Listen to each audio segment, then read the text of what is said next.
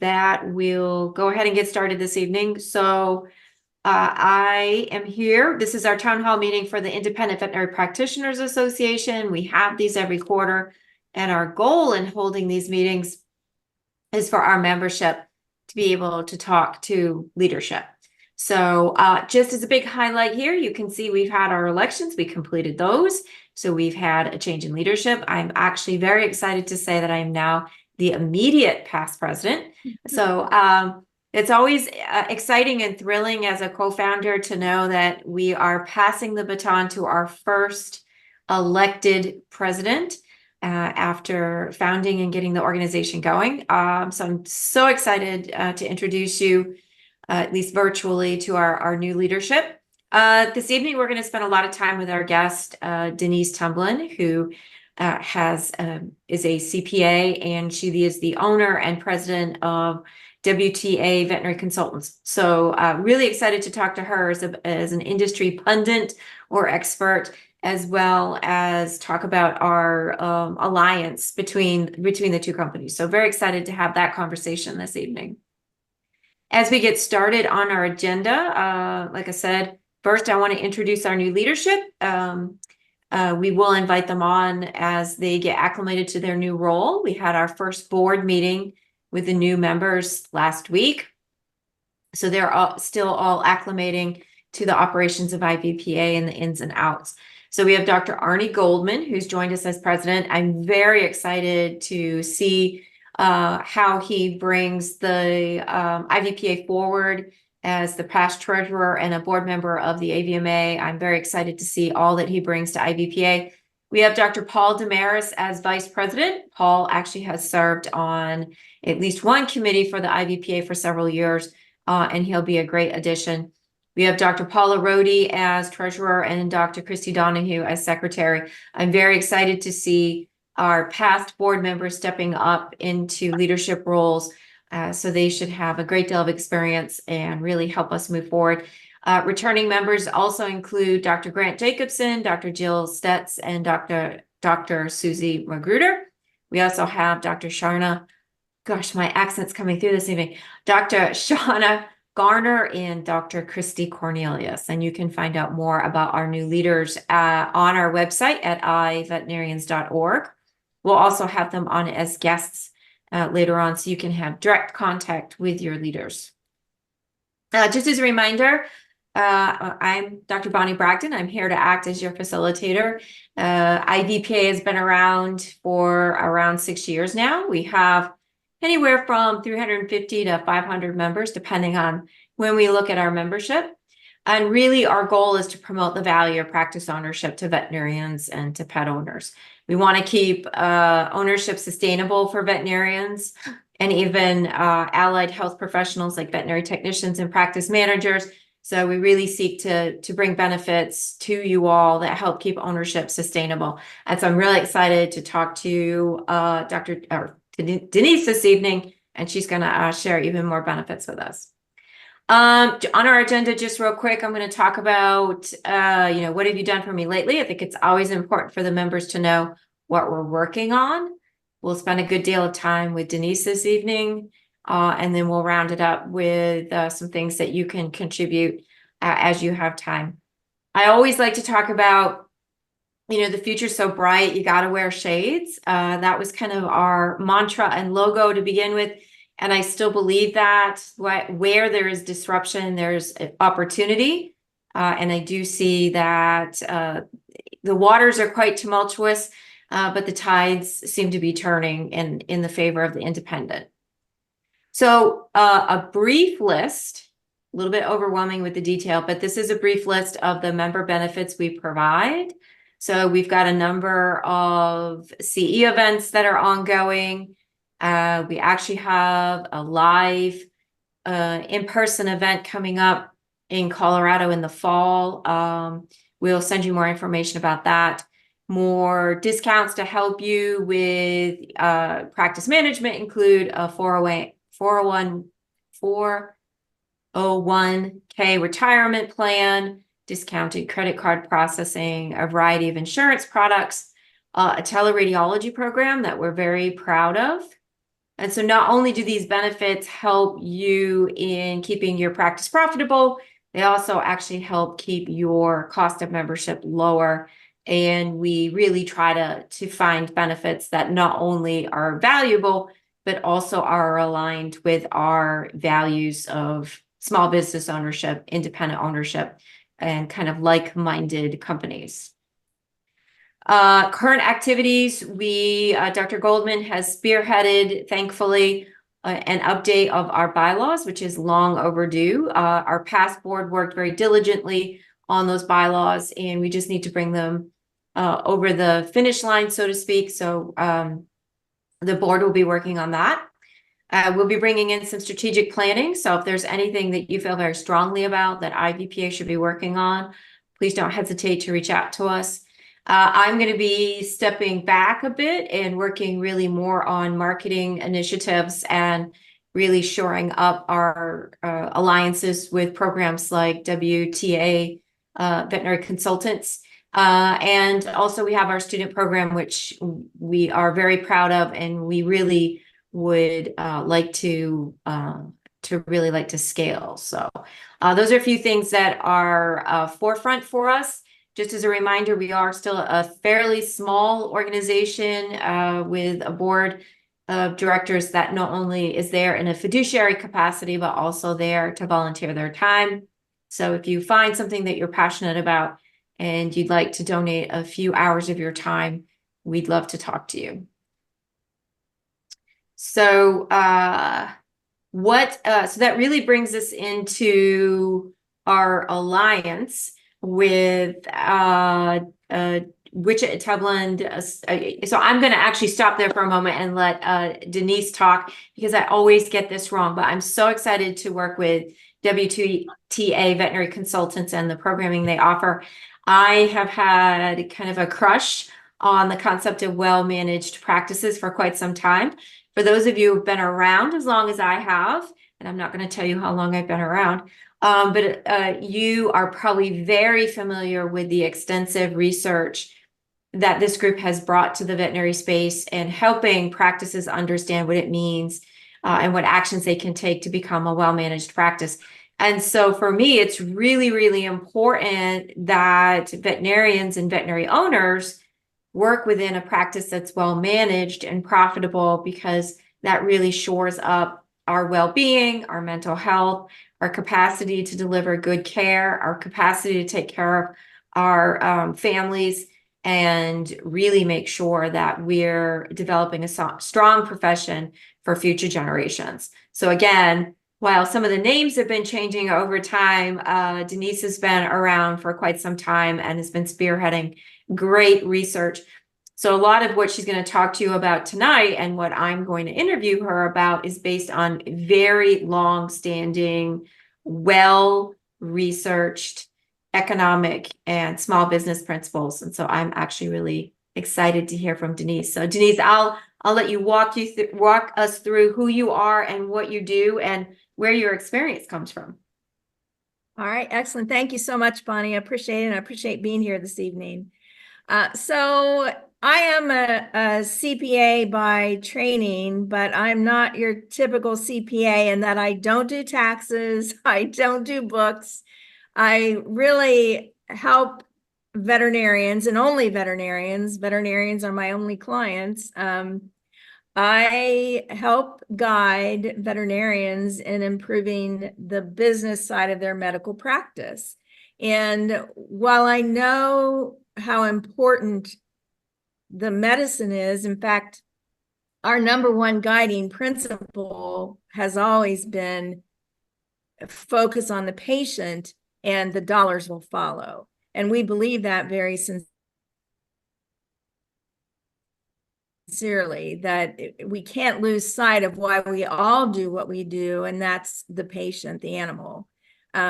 So I like numbers from the perspective of the story that the numbers tell about a business.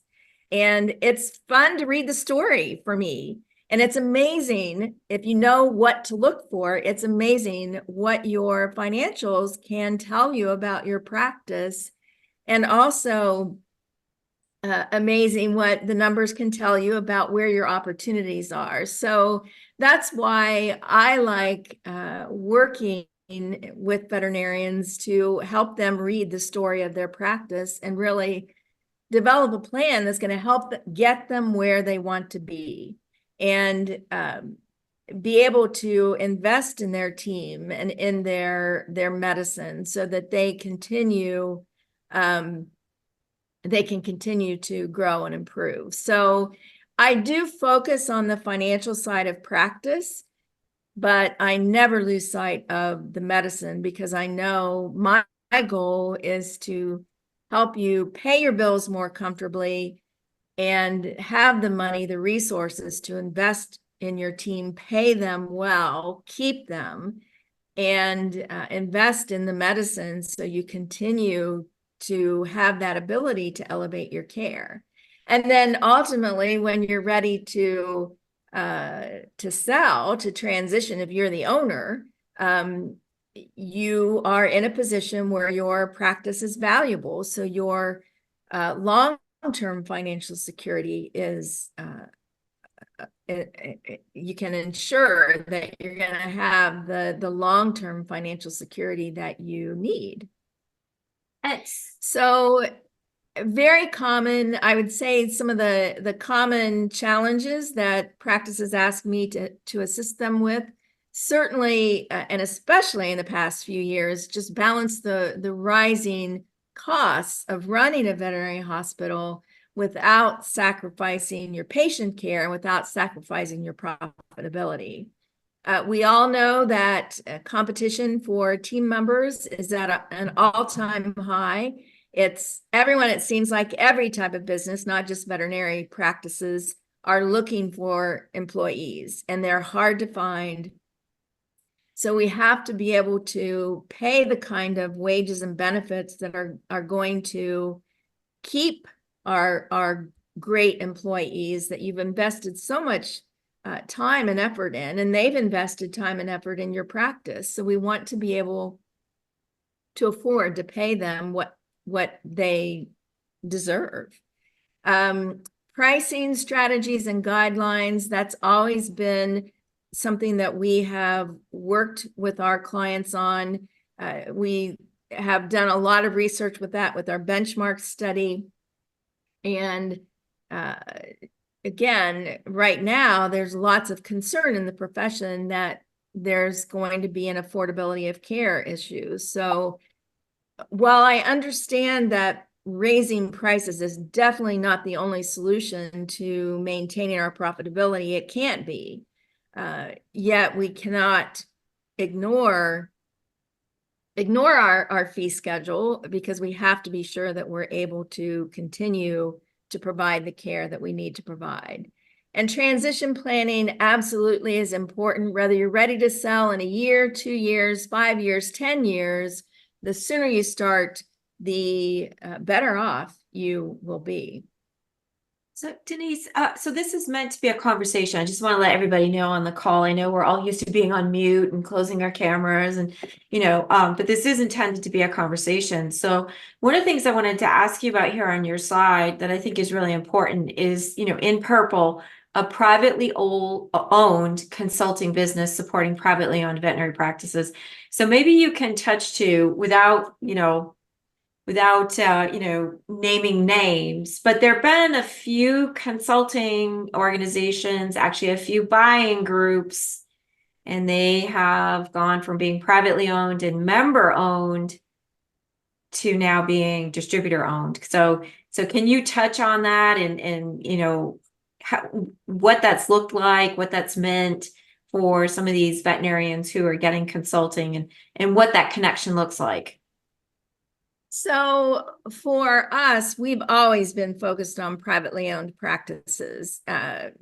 We are a privately owned consulting company, and it's important to me actually to remain a privately owned consulting company. And I want to work with privately owned practices, and that's not a criticism of corporate owned practices at all.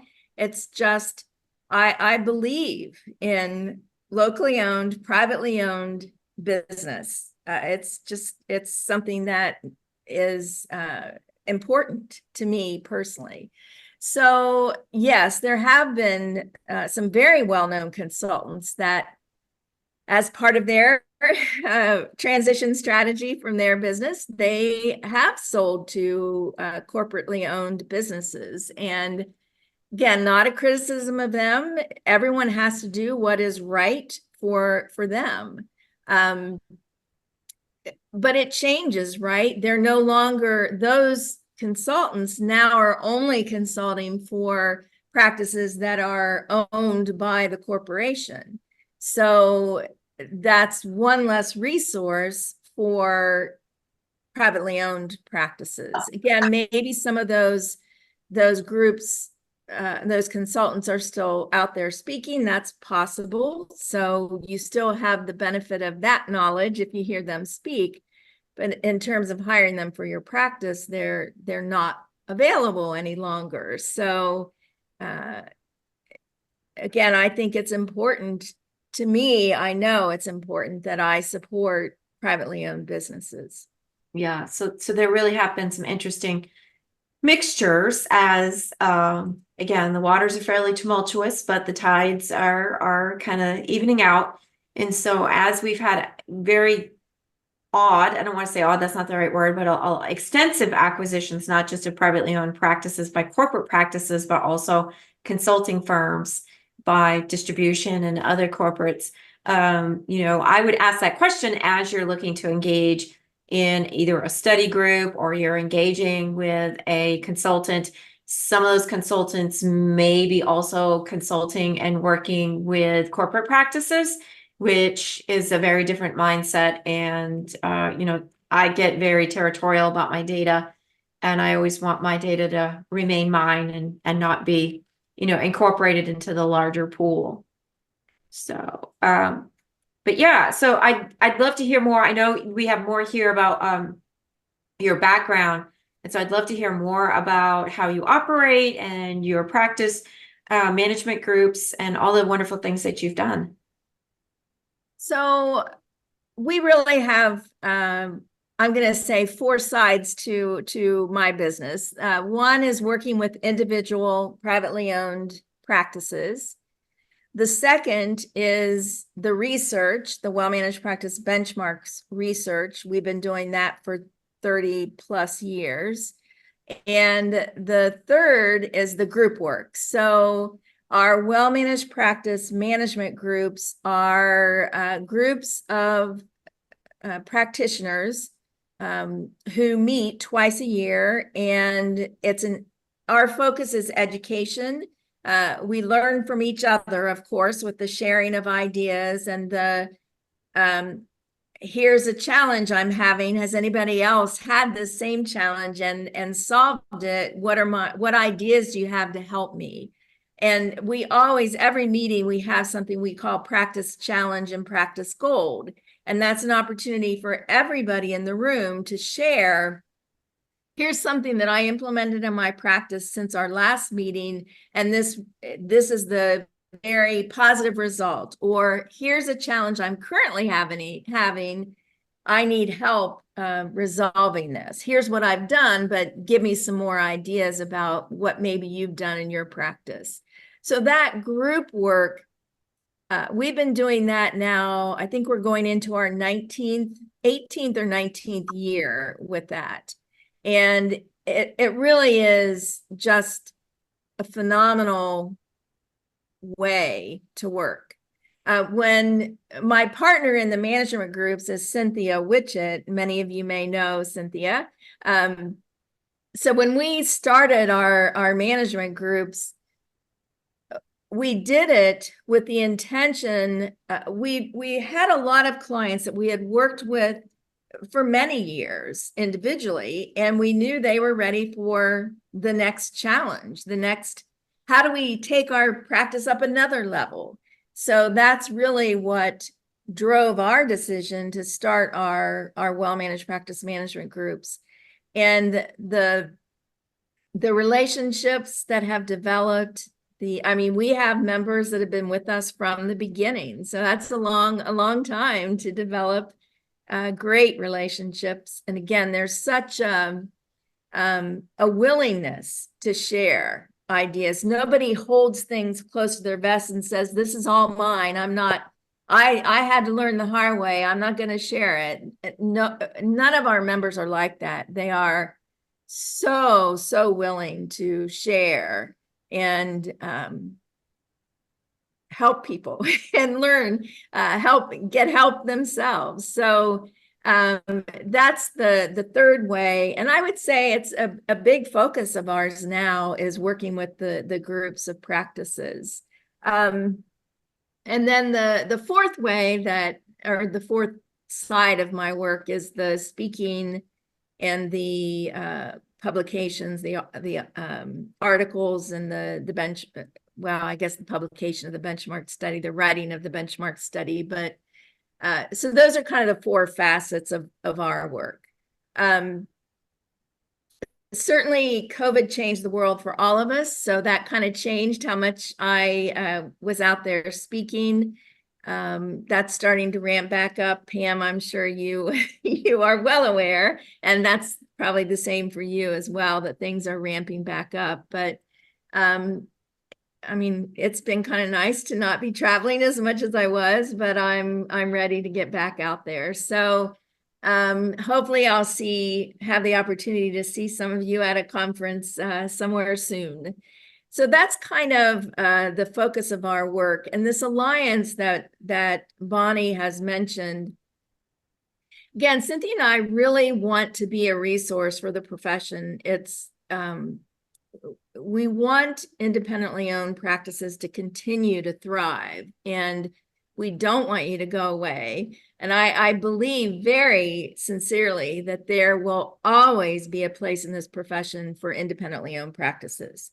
It's been a bit of a change in the profession with the acquisitions that happened in the past few years, but I still believe very sincerely that there's always going to be a place for independently owned practices.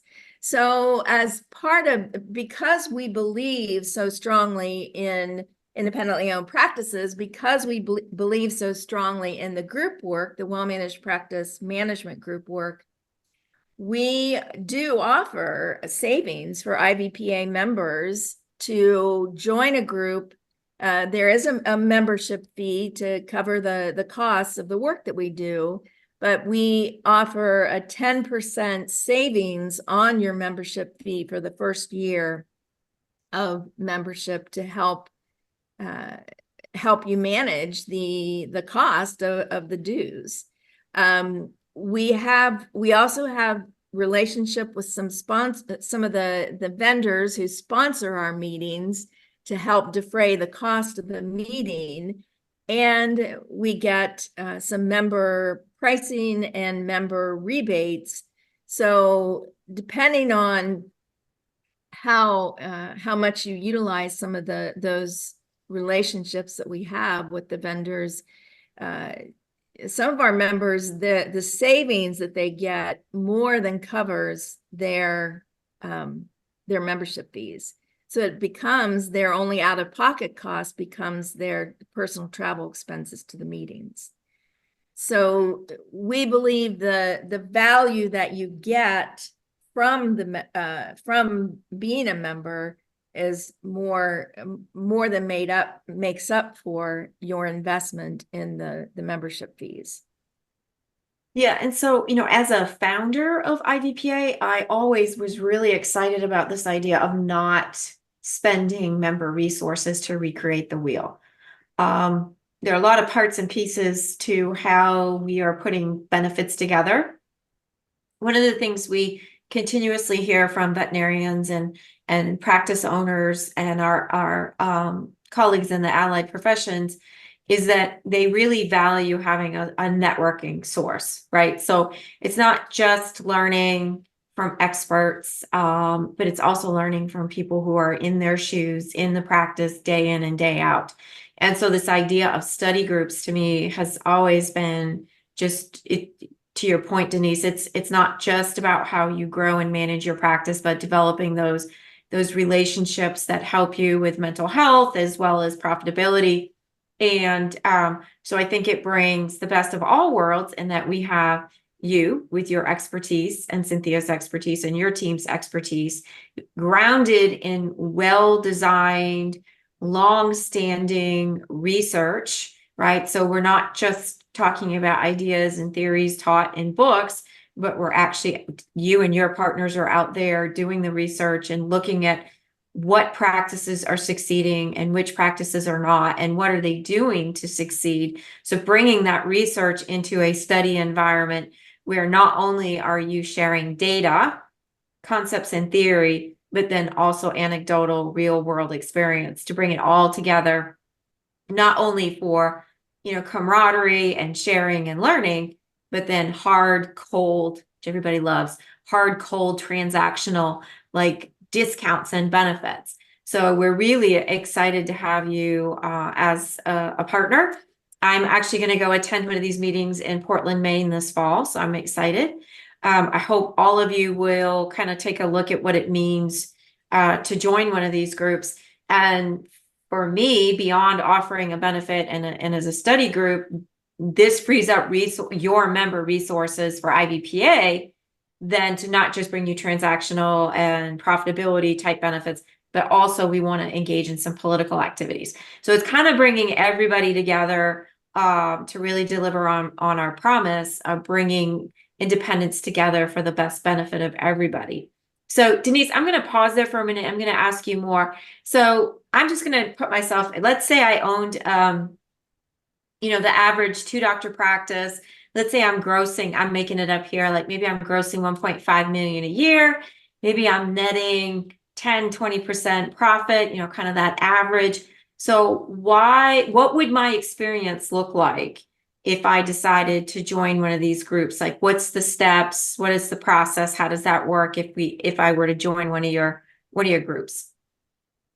So we have an introductory call, just a conversation to learn about your practice, to give you an opportunity to share with us what it is you would like to accomplish by being part of a group. What's your goal?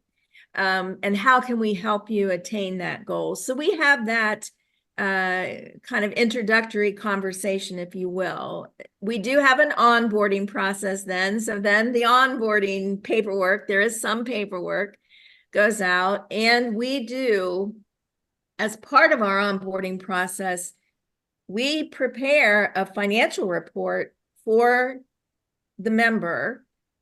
We analyze, you get a financial analysis basically as part of the onboarding process. So we do that at the beginning when a member joins us.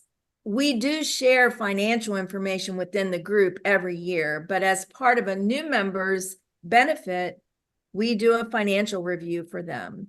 And we help them we use the same financial format that we do with the group. So they get comfortable with how they're going to be submitting their information.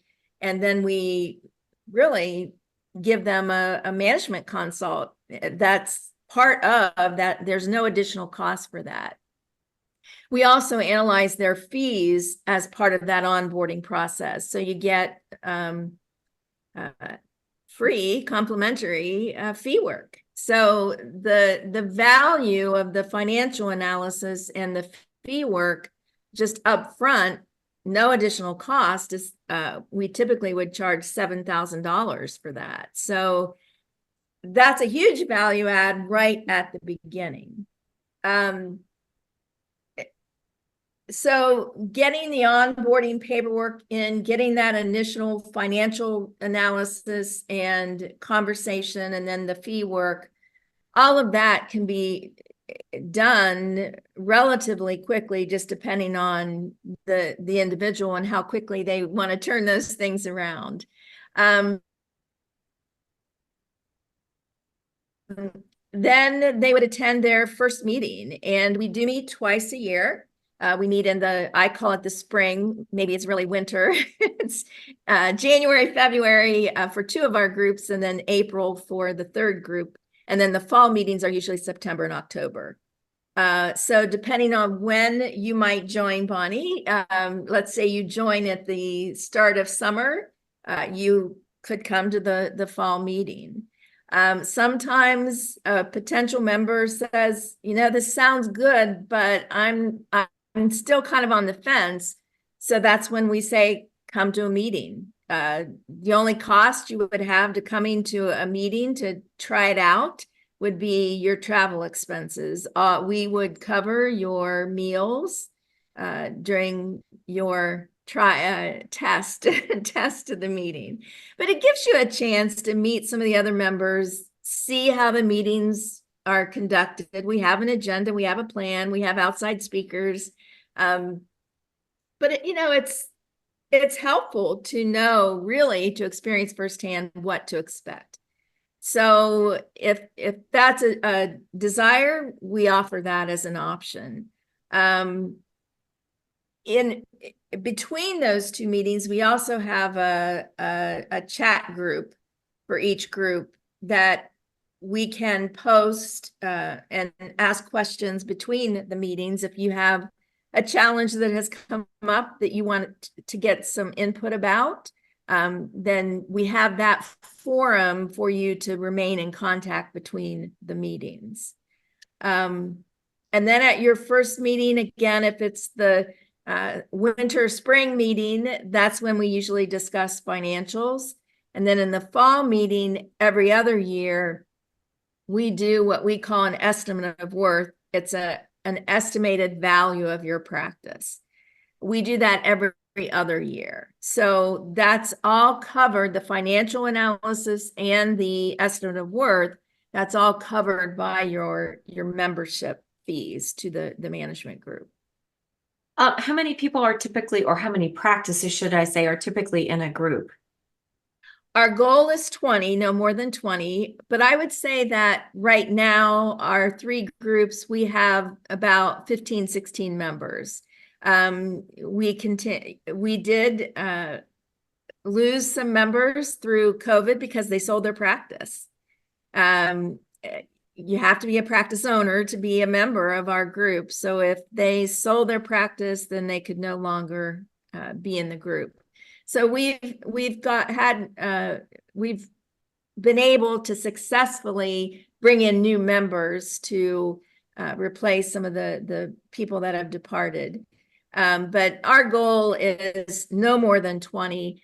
And actually 15 to 16 is a really nice size, because if you have a partner, a co-owner in your business, we invite both people, or if you have 3 partners, we invite partners to come along. So I know some of the other groups out there, it's only the member that can come. You're limited to 1 person. And I don't know that managers are involved either. Again, we've always believed that the more people that hear the conversation, that are part of the discussion, the easier the implementation is when you get back. So if you have a co-owner and you want the co-owner wants to come along, we welcome that. You don't pay double the membership fees. There's 1 membership fee, and you can bring as many people as you want. And we do have the managers join us in the fall. I think I mentioned that. And so how do you match these practices up, right? So is it like, oh my gosh, I'm, an ambulatory veterinarian, and now I'm going to be matched in a group with, 30 veterinarians and 100 staff? How do you kind of mix those groups? So we do have, when we started this, we sat down and talked about the demographic. That's a better way to say it, a member demographic, because it really doesn't make sense for a 3-doctor practice to be in a group with a 30-doctor practice. They're different. Yes, there's some similarities, and you can learn something on either side, but it really, we were very mindful about the makeup of the members in our practice. So we currently have 3 groups, 2 of which are companion animal primary care practice groups, and 1 is a mixed animal group. They're primarily companion animal at this point, but they do have equine and bovine component. So when we set out to start our groups, we said ideally our members would be 3 to 6 doctor-sized practices. We have a non-compete radius because we didn't want 2 practices in the same community and the same group, because we are sharing sensitive information. So we have a non-compete radius, if you will. I think it's 50 miles. And so we wanted that. And then I think we wanted it to be an owner. We started with an owner veterinarian, but we've relaxed that because we know, there are non-veterinarian owners now in practice. So is that Michael? Yes. Are you a non? So we didn't want to exclude that. That's the reality of practice, right? So you have to be an owner, though, who's attending the meetings, except in the fall, the managers come with.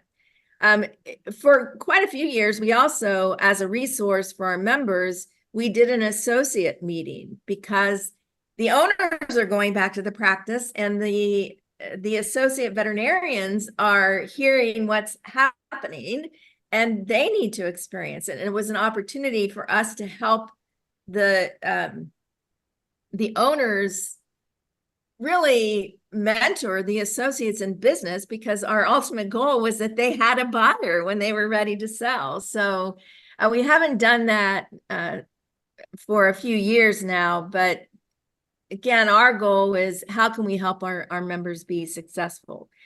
Now, we set a target of 3 to 6. We have a few, I think we have 1 or 2 one-doctor practices. We recognize it's challenging to get away as a one-doctor practice, but we do have some members that are 1 or maybe 1.5 doctor practices. And I have one of my members is I think she's a 13 or 14 doctor practice now. But she still gets benefit value from the group, even though she's one of our largest members in the group. But that was our target demographic to start with. And Wonderful. We were looking for primary care, daytime practices. So part of that introductory conversation is finding out information about the practice and what they're looking for, and being transparent about what we have to offer, and are we the right fit for a practice. Pam, I think you sent me a potential person who was an mobile ultrasonographer, maybe, or Well, the one I sent most recently, she's 2 practices, 3 full-time equivalent veterinarians. yeah. Well, there was one that you sent me maybe a week or so ago. I did, yeah. Who we're probably not a good fit for her because she's a mobile specialist, basically, and there's nobody else in our group that would have that demographic. So yeah, I was mistaken then. I thought you did have one group that had a couple mobiles in it, so I apologize. Oh, no, it was no worries. But going back to Bonnie's question, we are as transparent as we can be about what the makeup of our group is, so that the potential member can decide, yep, this is a good fit for me, or yeah, I don't think this is going to work, because it needs to be successful for everybody.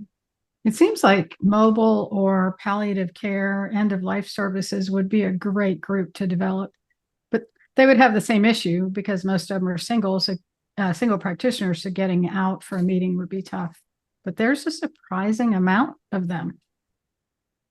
There really is. I had done a bit of work with the surgeons group, the independent mobile surgeons group a few years ago. And I talked with them about trying to get something started for them, but that hasn't come to fruition yet. Starting things, no matter how small or how big, does take some upfront energy. So whether you're starting a group, entering a group like these, which are already formed, or you're part of a new group, it does take some energy and some commitment. It is well worth it at the end of the day to make that commitment and that investment, just knowing that it's kind of rough and rocky at the beginning and you got to invest. But at the end of the day, it's well worth it for what you get in return.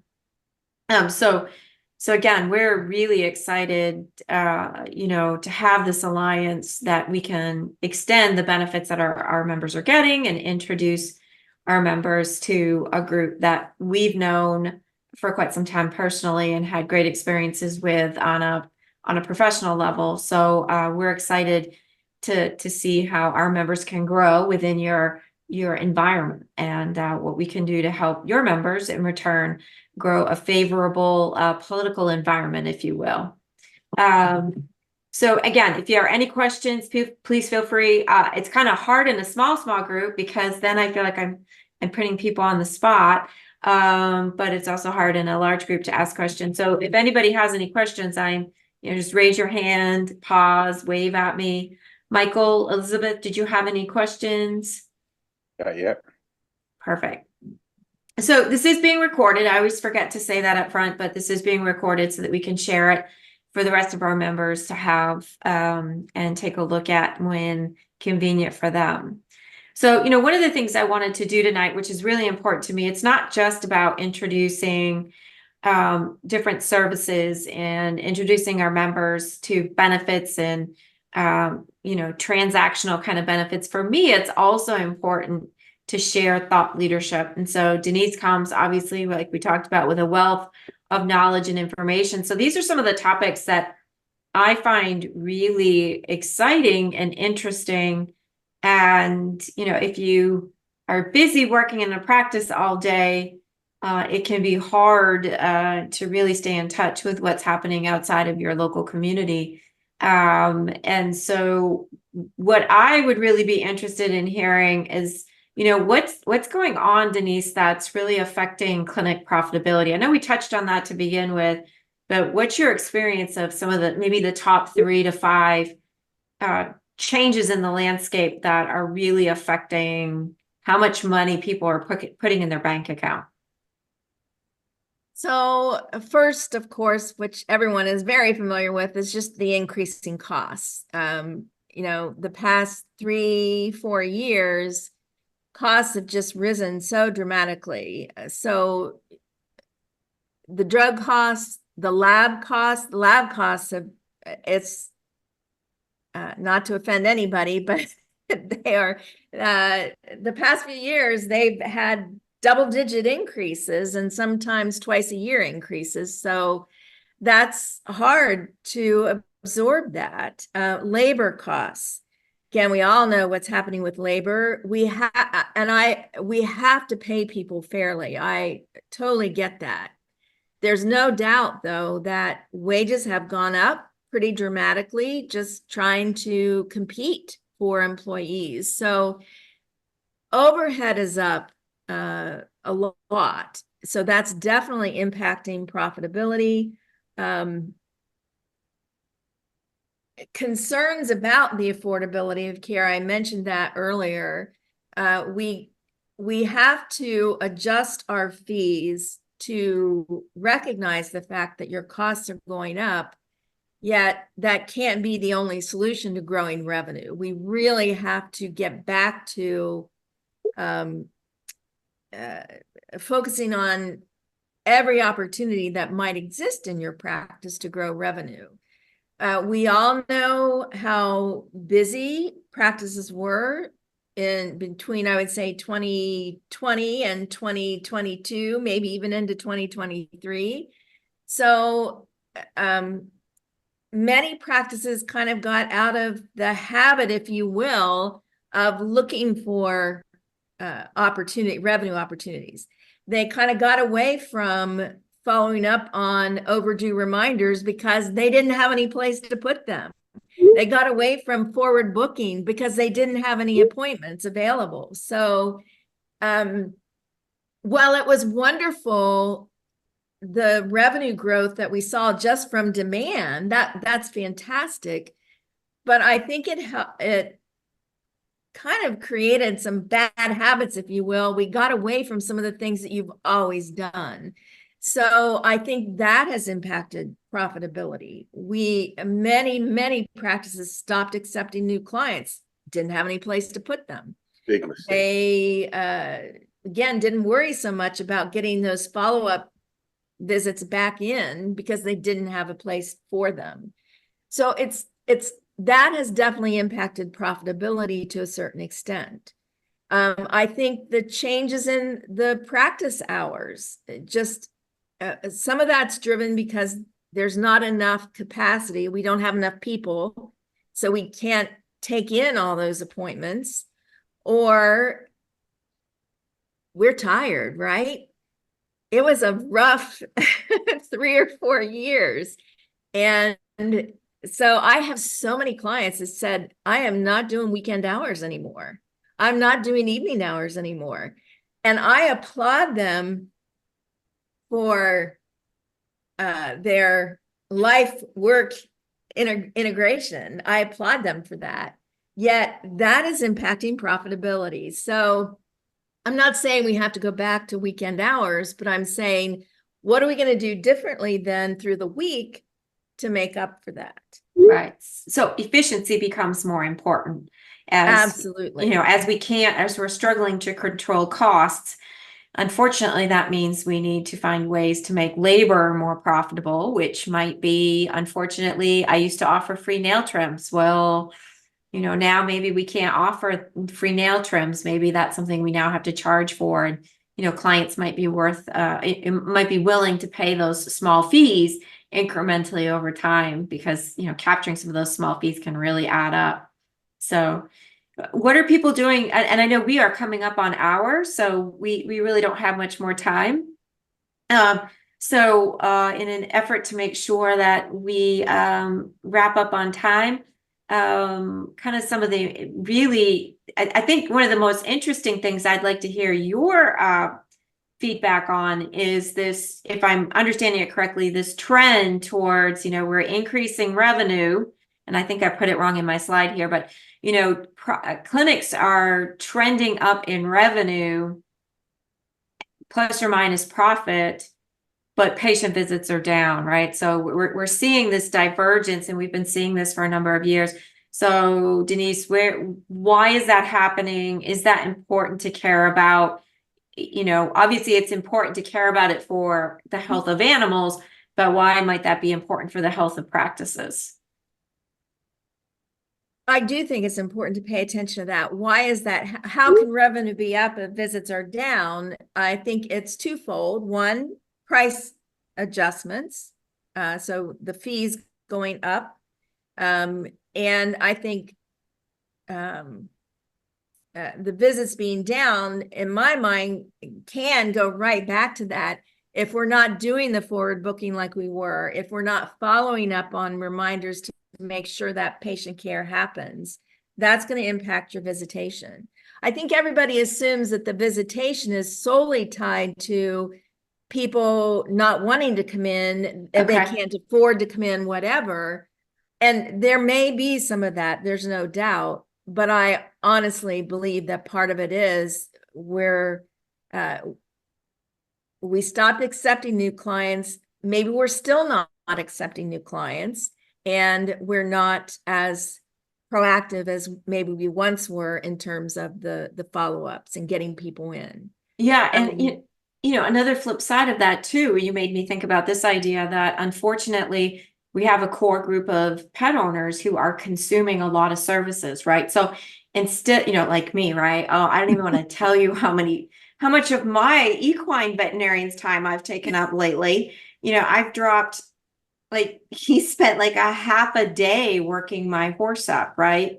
So if I'm taking up half a day increasing his profits, right? So I'm still driving that same level of revenue. One person is driving a big chunk of that revenue and not allowing other consumers to come in. So that's an interesting thought too, is some consumers are actually capacity hogs like myself. So And me. And that's a very good point, Bonnie, because think of it, like the concierge practice, right? So my veterinarian is kind of like that. My personal veterinarian, she's got a small practice. She's very high touch. She's not the least expensive practice in town. She's very quality medicine, AHA practice. And every appointment is an hour appointment. So she doesn't see as many appointments as what a typical practice might. But I spend a lot of money with her. I'm in the lucky position that I can do that. And I have 2 old cats. I mean, so they have some health issues. So I think some of that scaling back has to come then with, all right, we really are going to be a high touch, low volume, high quality practice. And yeah, I think that absolutely is going to impact the number of visits that you have. Fewer people maybe, but more visits with fewer patients. Denise, one thing I've noticed is that there's been a paradigm shift in that during the pandemic, many practices got in the habit of turning cases away. And now that things are going back to the way they were before a little bit, that feeling, that habit is still there. Yeah. So our practices are not working, even though it might feel like they're overworking. When you look at the statistics of cases and how many cases are turned away, it has not returned. Now, maybe before the pandemic, it might have been too much on the other side, that you saw whatever needed to come in, period, no matter how long it took. And maybe that was giving up too much of our heart and soul. But the pendulum swung a little bit far and it hasn't swung back. And I think that is affecting this as well. Absolutely. Yeah. There were some really great things, I think, that came out of painful maybe at first, but that came out of COVID, some really great things. And then there were some, again, bad habits that happened or became routine because of COVID. So, Bonnie, you mentioned something too or a minute ago, about charging for things that maybe in the past you hadn't charged for. And just capture of charges in general, I still see so much opportunity in practices where you're doing the work, but you're not billing for all of it. And sometimes it's intentional. I'm not going to charge for that today. And sometimes it's oops, we missed it. We were in a hurry, it happened behind the scenes and there was a lack of communication, that something got added, whatever it might be. So if I could leave you all with my kind of hot tips for things to get back to, certainly paying attention to capture charges. You work too hard to not be paid for what you're doing.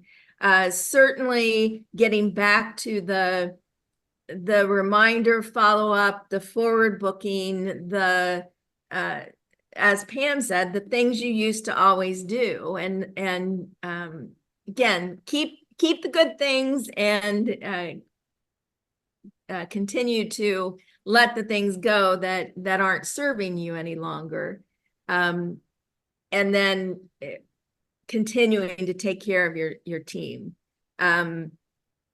That's how you're going to stand out, is the culture that you develop, the the reasons that people want to work with you instead of with someone else, protect that and Yeah. promote that, communicate that to potential employees.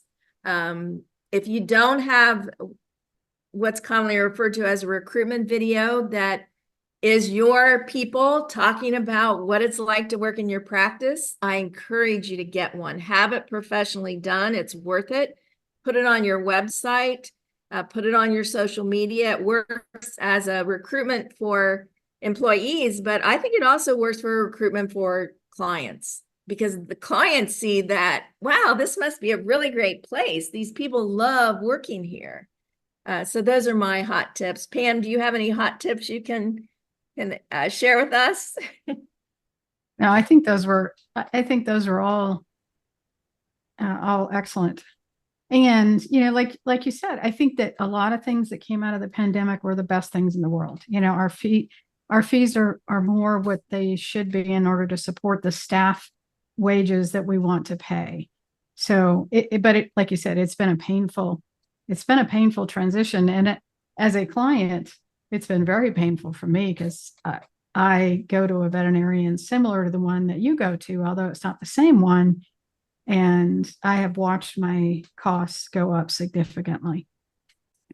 Yeah, and I think that we just all, as I actually own some small businesses, not in the veterinary space, and I think we all simply need to be prepared that the waters haven't quite quieted yet. All the repercussions from the pandemic, whether it's interest rates or wages, all of them obviously are intertwined like a knotted mass of yarn, and I think we are going to have to pivot again. So I think staying, like you said, being aware of what's worked for you in the past, being aware of what's not working for you today, and constantly evaluating the routine and the process and making sure that we're staying very vigilant. I shared this with Pam. I'm going to steal something from Matthew McConaughey.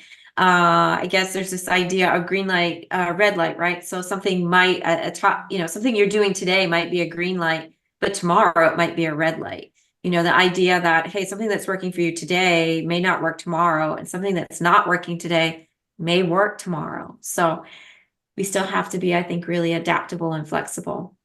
So with that, I'm going to kind of wrap things up. I do want to share a couple of quick slides. And I think, Denise, if you have time, I'd actually like to invite you back to another town hall meeting. Again, we're trying to get back into our pre-COVID routine. Pre-COVID, we actually held our town hall meetings quarterly, and we would have very actually large groups that we would talk for quite some time. But it would allow us to update our members, have them give us input. And then I'd like to weave in maybe, a management topic. These are recorded. Members can consume them at their leisure. Just in case somebody, of course, has, a couple extra hours here and there. I know we all have oodles of extra time, but we would love to have people help out if there's a conference coming close to you, and we could have you do booth duty, give out flyers, talk to your colleague about joining. One of our goals is to join the AVMA's Allied Caucus. So we need to have about 1,100 members. And what that gives us is kind of like a voice, like Congress within our federal government. By us having a large enough membership, we can then have a vote within the AVMA to be more influential. We certainly have a number of committees. We have our student outreach committee. We would love to raise some money through donations. If there's something you're passionate about, we certainly want your support. We want to engage not just students, but also mid-career veterinarians in the ownership discussion. So we have some materials for entering into ownership. I have some experience in all the jobs I've had over the years, as well as through IVPA, that sometimes that there's a lot of gaps and obstacles and barriers that we don't recognize that these veterinarians are encountering when it comes to transitioning to ownership. And so we can be really great coaches and mentors for that. Our student programs, we have a couple going on. We have one at Michigan State, which has been going on for a couple of years now, as well as Illinois. So that committee could absolutely use your help to scale the programming we've created to get the word out. And just in case you haven't been aware of our benefits or you want more information about us, you can find out more at iveterinarians.org. I actually have an outdated email address in here, so my apologies. You're always welcome to text my cell phone number. I hate to say this, don't call because I don't answer strange numbers, but I text all the time. And yes, this has my current telephone, my cell phone number, as well as my email address. Again, I'm now your immediate past president, which I say with great glee and great pride. And the reason I say that with great pride is because to me, that signifies that this organization has real roots. And I have so much confidence in Dr. Arnie Goldman that he's going to continue and build upon the roots that our past board has put down. And so I'm just excited that we've gone through this transition. So with that, I'm going to call the meeting to a close. And if you are not here live, please feel free to give us a call and check out our next town hall meeting. And so thank you all very much for being here this evening. And thank you, Denise. You're welcome. Bonnie, do you have a date for the next one? July 10th for our next town hall meeting. That's right. Yeah. Alrighty, so we will keep you apprised. Stay flexible. We're constantly adapting and moving to try to accommodate all the shifts that we're experiencing as an organization. And feel free to reach out to us if you missed an email or you have a question. Thank you, everybody. Yeah, thank you. And we look forward to the next meeting. Thank you, Denise. Thank you, Pam. Bye.